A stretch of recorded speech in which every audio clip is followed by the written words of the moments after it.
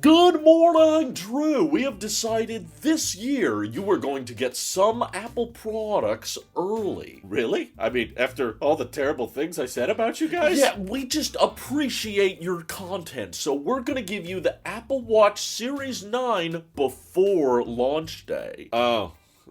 Okay, yeah, I'll take it. Let's see it. Are you not excited to get a new Apple product before everybody else? I don't know. Australia, New Zealand, they probably already have it, and I'm not a huge fan of the Series 9, but... Just look at it here. This is a new, unreleased Apple Watch, and it's now yours. This is my Apple Watch. No, that's the Series 9 right there. Tim, it looks exactly the same. I know my watch. I've been wearing this for the past 2 years. This is the Series 7. No, it isn't. It's got new storage options. The display is brighter. It's got the the second generation ultra wideband chip. I'm pretty sure this is just a Series 7, so I appreciate the... trolling, but it has the new health sensor, which can tell if it's that time of the month for you. Tim, that's not even gonna work, and also that was on the Series 8, not the Series 9 exclusively, so this could be a Series 8, but I'm looking at the back right now. This is it says 7 right here. Oh gosh, does it really? Sorry. There's so many Apple Watches, I can't really tell them apart. My bad. Okay, I'll get the Series 9 for you shortly. Great. I can't wait. Let's begin.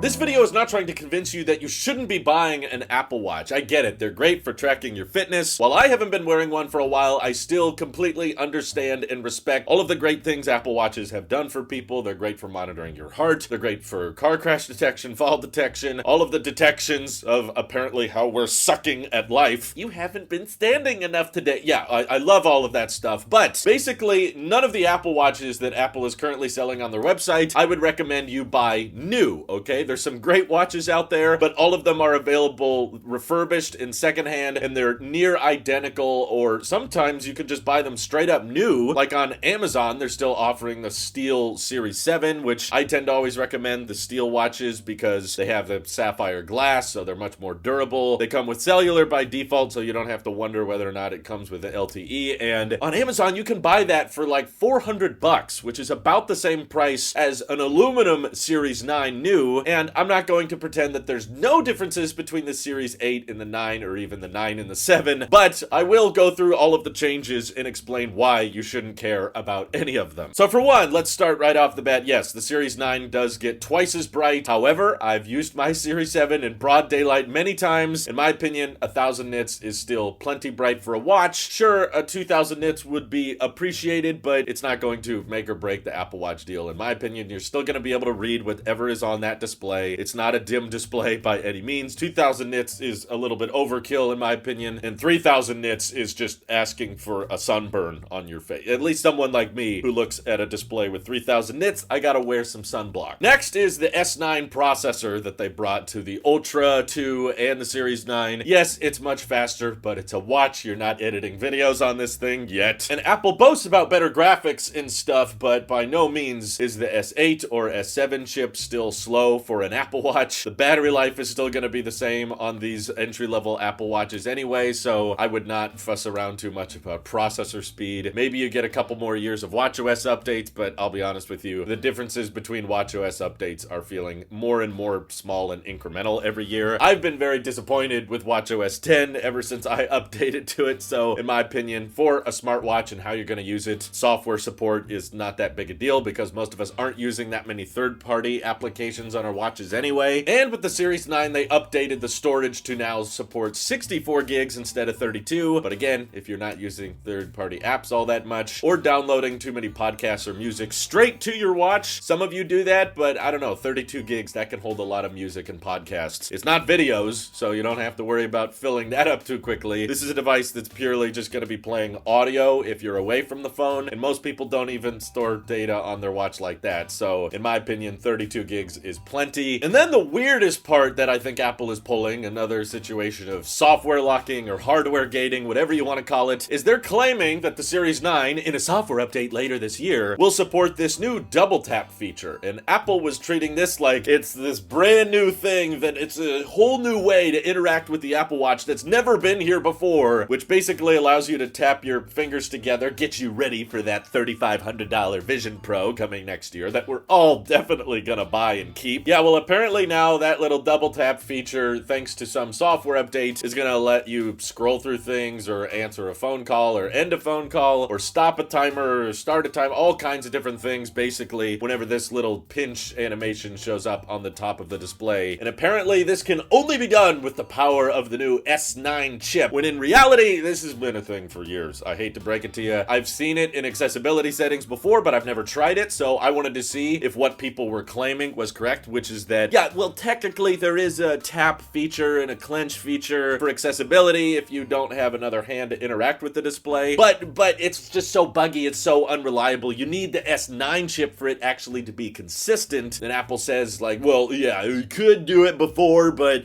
we need the S9 for it to actually work properly. Well, I tried it on my Series 7 for the first time simply because I wanted to prove to you guys that it is possible to do on an older Apple Watch. And I gotta admit, like, as much as I don't necessarily need this because I'm more of an Apple Watch nose guy, I don't mind tapping it with my nose. I find that faster and a lot quicker than having to do all the tap animations. But I just pretended I didn't have this hand for a minute and turned it on within the Apple Watch settings, and it works. And my God, it's pretty freaking good at it. Like, it is incredibly intricate and accurate at detecting whether I'm doing a double tap, a single clench, or a double clench. Interesting vocabulary they chose there for the accessibility settings. I'm clenching to move my Apple Watch animations. But yeah, it works and it functions. And in my opinion, after trying it out a little while and switching between settings and scrolling and messing around with all the different modes that the Apple Watch offers with that assistive touch, I just can't believe that anymore. I'm sorry, I just do not believe that it's impossible for Apple to add this double tap feature that they're boasting about being as a Series 9 or Ultra 2 perk, and saying that that can only be done with the S9 chip.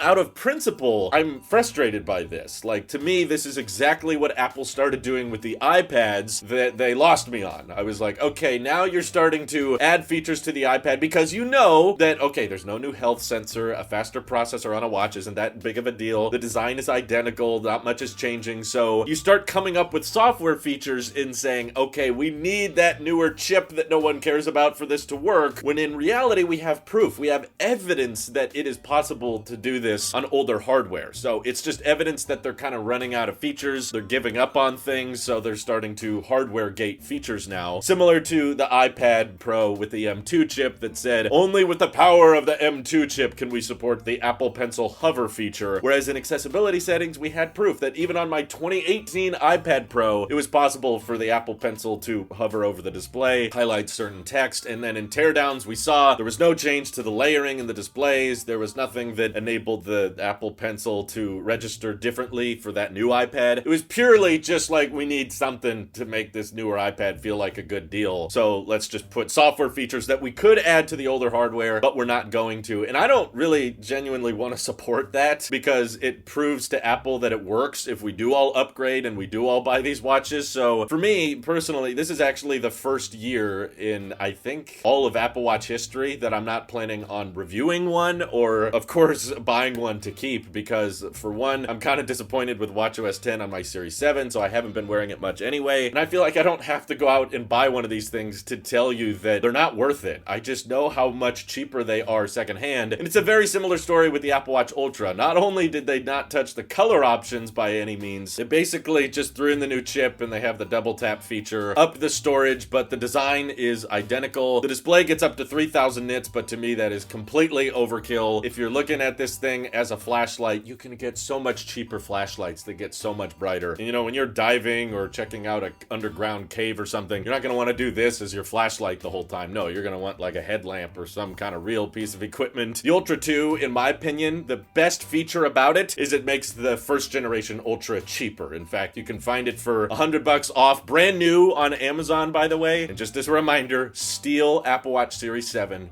$400, identical to the Series 9. You're not gonna notice the lacking of features, the differences there. And sure, you're not gonna get that second generation ultra wideband chip, but all that really unlocks is the ability to, you know, when you're pinging your iPhone, they give you the little compass feature. But if your Apple Watch is that close to your iPhone and you're pinging it, you're gonna hear the speakers from the iPhone anyway. So it's cool, kind of gimmicky, like, oh wow, when you're pinging it, you get the little arrow, but you're gonna hear the speaker anyway. That's not a good reason to spend hundreds of dollars more on the Apple Watch, in my opinion. And even if none of the Series 9 or the Ultra 2 sound compelling to you, even the SE2 you can buy from Apple with the full warranty and everything, certified refurbished for $200 now instead of the full price $250. And if you go with a SE1, if you go through Amazon or eBay, you'll find those for way cheaper than $200, probably some closer to $150 or even lower. There's so many great Apple Watches out there that are more affordable than the brand new ones, and the brand new ones are just not offering enough, in my opinion, for me to recommend them to genuinely anybody. Like, the Ultra might have a slightly longer battery life when in low power mode, but in normal mode, which is how most of you use it, battery life is exactly the same. And if the brightness is higher, I can't imagine a situation where that depletes the battery a little bit faster. So genuinely, I feel like Apple's kind of stuck. You know, I feel like the people working on the Apple Watch, probably even them, they're understanding that, okay, we've kind of peaked here. We've added everything we can to the Apple Watch. It's not like I had some high expectation, like I was hoping for Apple to do way more with the Apple Watch. I really couldn't think of anything, but it's Apple. They're a tech company and they do these events every year, so they're expected to continuously update and upgrade the watches, even if there's not that much to update or upgrade. So I'm not blaming them for coming up with boring incremental upgrades, but that doesn't change my perspective that it's not worth upgrading to you. And if there's some specific feature that you really need in order to justify the Series 9 and Ultra 2, good for you, but if you're on the fence at all, it's definitely not going to be worth it. And maybe a boring Apple product like this one is kind of the perfect place to start for their carbon neutral goals. Like, okay, if we can't come up with new features, let's just try to make it better for the environment. I suppose that's a reasonable way to go about it, but overall, yeah, I just want to tell everybody it's not worth it. I will not be unboxing or reviewing any Apple Watches this year, I'm afraid, because they're just so insanely small in regards to their differences. And personally, I don't think y'all should be buying any of the new Apple Watches either. They're just not worth it when the Apple Watches from 2-3 years ago are just still so good, so similar, and so much cheaper. What do you guys think Apple should do when there's not too much left of ideas going around for new Apple Watch upgrades? Should they stop upgrading them annually? Or is there some innovative new feature you could think of that they haven't thought of? Feel free to let me know in the comments below. And thank you to everybody supporting this channel directly. Seriously, helps us out a ton, as does just watching these videos. This is your Apple Sheep here, and I will see you all in the next one.